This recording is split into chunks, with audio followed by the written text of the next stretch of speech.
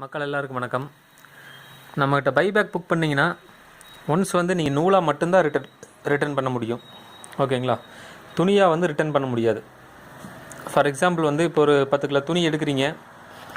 So அது வந்து ஏதோ சில காரணங்களால் வந்து உங்களால் அந்த வேலையை முழுசாக செஞ்சு முடிக்க முடியல. அப்படிங்கும்போது அந்த 10 கிலோ துணியில் ஒரு 5 கிலோ துணியை பிரிச்சுட்டிங்க நூலாக. 5 கிலோ துணி வந்து அப்படியே இருக்குது. ஸோ அப்படிங்கும்போது 5 கிலோ நூலை எடுக்கிறதுல எனக்கு எந்த பிரச்சனையும் இல்லை. நூல் எனக்கு தேவைப்பட்டுகிட்டே இருக்குது. ஆனால் துணி எடுக்கிறதுல என்ன பிரச்சனைன்னு கேட்டிங்கன்னா, எல்லாம் வந்து இழுத்து இப்படி கசா முசான்னு பண்ணி விட்டுறாங்க, சீரி மாதிரி ஆக்கி விட்டுறாங்க. ஸோ இதெல்லாம் பார்த்திங்கன்னா வந்து மேட்டுக்கு தான் போடணும். மேட்டுக்கும் போது கிலோவுக்கு 10 ரூபாய்க்கு தான் போகும், 10 to 15 ரூபாய்க்கு. ஸோ 50 ரூபாய்க்கு வாங்கி வெறும் 10 ரூபா 15 ரூபாய்க்கு அதை மேட்டுக்கு போட்டால் எனக்கு எவ்வளோ லாஸ் ஆகுதுன்னு பாருங்கள். அதே மாதிரி பாருங்கள், இங்கெல்லாம் பாருங்கள் கஜா முச்சான்னு போட்டு எல்லாம் களைச்சி இதை வந்து அடுத்தவங்களுக்கு கொடுக்க முடியாத ரேஞ்சுக்கு ஆகிப்போச்சு. அப்புறம் பார்த்திங்கன்னா பாருங்கள், மூட்டையில் ஒன்று ரிட்டன் வந்துச்சு. இது பாருங்கள், இந்த இடத்துல ஈரமாக இருக்குது. இது எண்ணெயே என்னமோ கொட்டியிருக்கு. ஸோ உள்ளே பார்த்திங்கன்னா துணி பூரா ஈரம். ஸோ இதெல்லாம் இந்த மாதிரி பிரச்சனைகள்லாம் நிறைய வருது.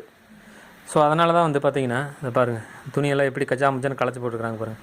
ஸோ இந்த மாதிரி கம்ப்ளைண்ட்லாம் வரதுனால தான் வந்து துணியை நாங்கள் ரிட்டன் எடுக்கிறதில்ல. நூலை வேணால் ரிட்டன் எடுத்துக்கிறோம். நூலை எடுக்கிறதுல எந்த பிரச்சனையும் இல்லை. ஓகேங்களா? அதனால் இனிமேல் பைபேக் புக் பண்ணிங்கன்னா ஃபஸ்ட்டு ஒரு 10 கிலோ புக் பண்ணுங்கள். அதை வந்து வெற்றிகரமாக செஞ்சு முடிச்சதுக்கப்புறம் ஒரு 50 கிலோ எடுத்துக்கங்க. ஓரளவுக்கு லாபம் கிடைக்கும் உங்களுக்கு. ஆள் போட்டு பண்ணுறவங்க வந்து எடுத்த உடனே 300 கிலோ 400 கிலோ புக் பண்ணணும்னு நினச்சிக்காதீங்க. அது வந்து தவறு. ஃபஸ்ட்டு 10 கிலோ எடுங்க, நீங்கள் பழகுங்க. அதுக்கப்புறம் ஒரு 50 கிலோ எடுங்க. நீங்கள் பிரித்து உங்கள் குடும்பத்தில் எல்லாத்தையும் பிரித்து பழக்கி, அக்கம் பக்கத்தில் எல்லாத்துக்கும் கொஞ்சம் கொஞ்சமாக பழக்கி, அதுக்கப்புறம் வந்து 300 கிலோ எடுங்க. ஸோ இப்படி வந்து கொஞ்சம் கொஞ்சமாக முன்னேறி போங்க. சரிங்களா?